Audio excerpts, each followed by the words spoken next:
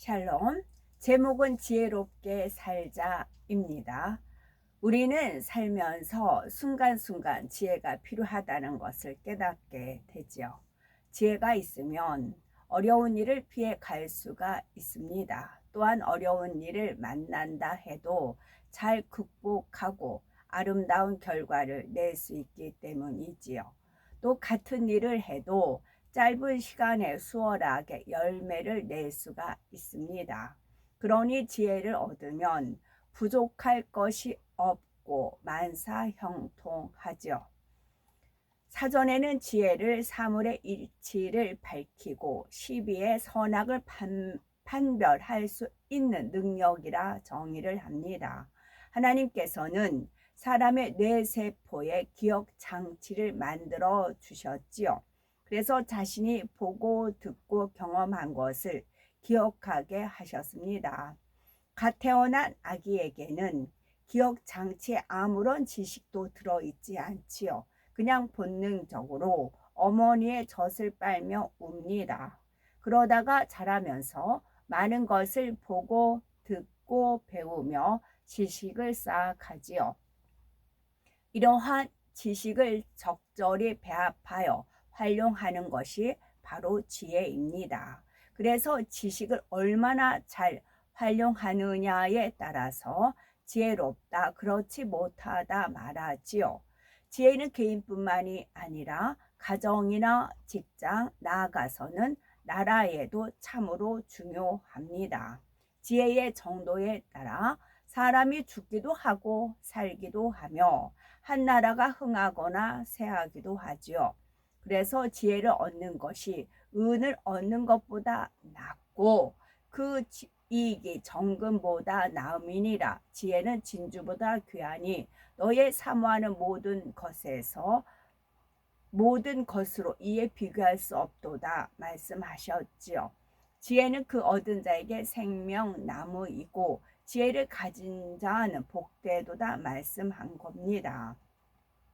지혜에는 선한 지혜와 악한 지혜가 있습니다. 선한 지혜는 선한 마음에서 나오는 것이지요. 이 지혜를 쓰면은 나라가 태평성대를 누리고 가정이 흥하며 많은 사람에게 행복을 줍니다. 반대로 악한 지혜를 쓰면 당장에는 잘 되는 것처럼 보일 수도 있지만 결국 모든 것이 허사로 돌아갑니다. 다윗은 지혜로운 사람이었지요. 사울 왕이 블레셋 전투에서 죽은 뒤 당장 다윗의 나라를 얻은 것은 아니었습니다. 사울의 군장 아브넬이 사울의 아들 이스보셋을 옹이하여 이스라엘의 왕이 되게 한 것이지요. 이로 인해서 다윗을 따르는 유다 지파는 그들과 7년 반 동안 전쟁을 치루어야 했습니다. 바로 그 적장인 아브넬이 항복하려고 다윗에게 왔을 때 그를 융숭히 대접하여 보냅니다. 그런데 돌아가는 아브넬을 다윗의 군장 요압이 사사로운 복수심에 불타서 암살하고 말지요. 이 사실을 안 다윗은 진심으로 애통해 합니다. 또 다윗에게 큰 상을 얻을까 하고 사울의 아들 이스보셋을 암살한 사람들을 오히려 사형시키지요. 그것은 임금을 배신한 악한 행위이기 때문입니다.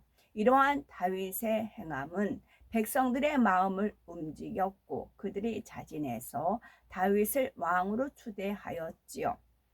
반면 다윗의 모사 아히도벨은 어떠합니까?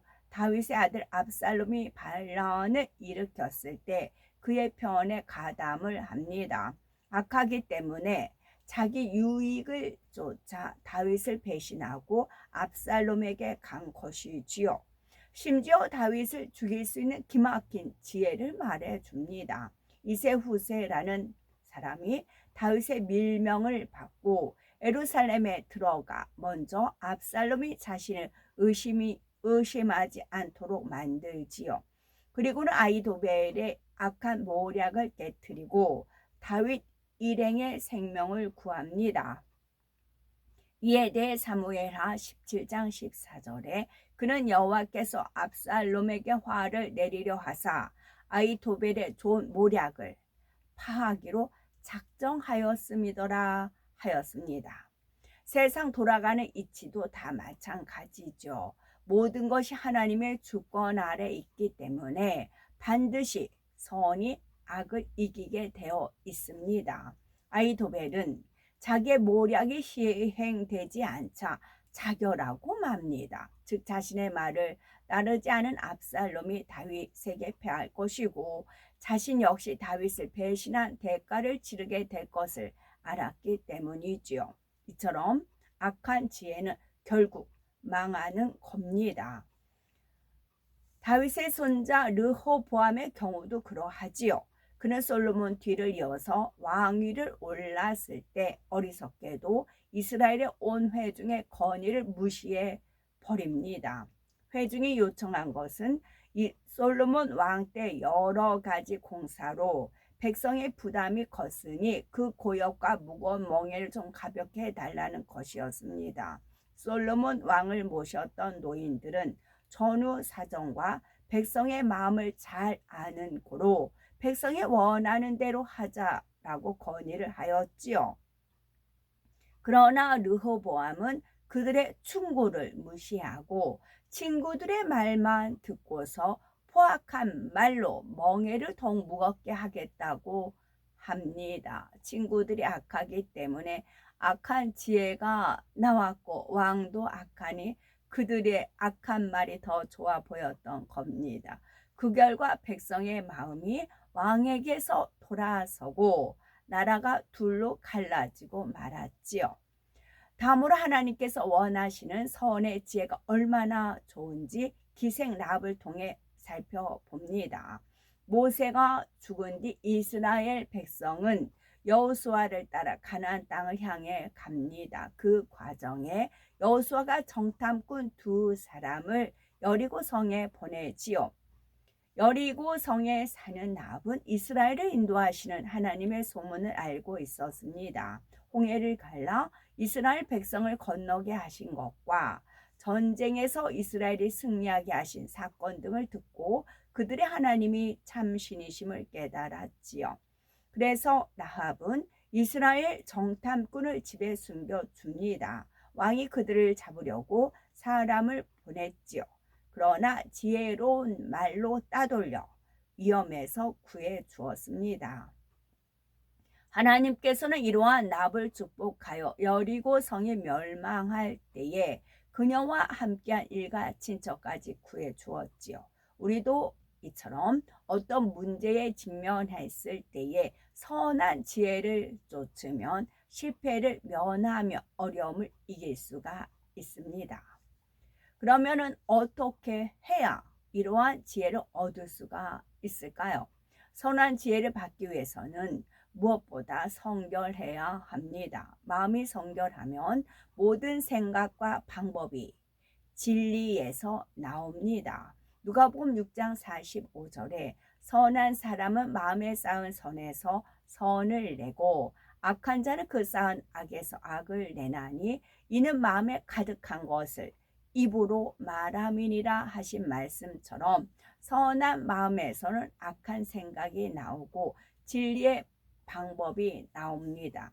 어떤 다른 성경에는 입술이 말하게 함이니라 라고 나와요. 그 말이 더 마음에 꽂히더라고요. 입이 말함이니라 보다는 입술이 말하느니라. 말하게 하느니라 입술이. 사람들은 그러니까 내 생각, 나 그 말 하지 말아야지 하는데 지금 말하고 있는 경우가 있잖아요. 자기 마음에 상관없이 입술이 말하게 한다는 거죠. 사람들은 어떤 일을 해결하기 위해 나름대로 지혜를 동원합니다. 하지만 악한 마음에서 나오는 생각과 지혜는 좋지 않은 결과를 가져오지요. 악한 모양을 버리고 성결을 이루었을 때에 선한 지혜가 나옵니다. 물론 성결하다고 무조건 지혜가 오는 것은 아닙니다. 먼저 성결한 마음이 되면 생각과 말과 행동이 선합니다. 가령 어떤 심한 잘못을 범한 사람이 찾아왔다고 합시다. 만일 마음에 악이 있다면 감정이 앞서서 책망부터 할 겁니다. 그러나 악을 버린 선한 마음이라면 미운 감정이 앞서지 않습니다. 오히려 잘못한 당사자보다 더 애통해하며 그가 잘못을 깨닫고 돌이키기를 원하지요.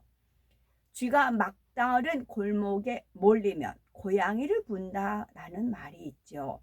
선한 사람은 어려운 궁지에 몰린 사람이 악을 발동하지 않도록 선의 지혜를 베풉니다. 그가 선에 감동되어 더 이상 악을 발전시키지 않도록 만드는 것이지요. 이처럼 상대가 선 가운데 돌이켜 회개할 수 있도록 길을 열어 놓아야 합니다. 성결한 마음이 되면 성결한 방법론이 나오고 그에 필요한 지혜가 나옵니다.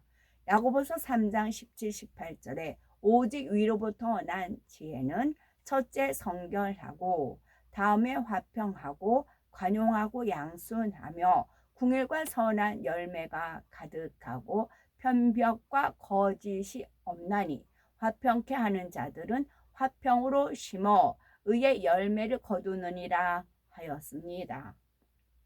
하나님은 오직 선 속에서 행하심으로 우리가 죄악을 버리고 성결을 이루는 만큼 성령의 음성, 인도, 주관을 받게 해주시고 하늘로부터 오는 지혜를 주십니다. 그래서 잠언 9장 10절에는 여호와를 경외하는 것이 지혜의 근본이요라고 말씀하셨지요.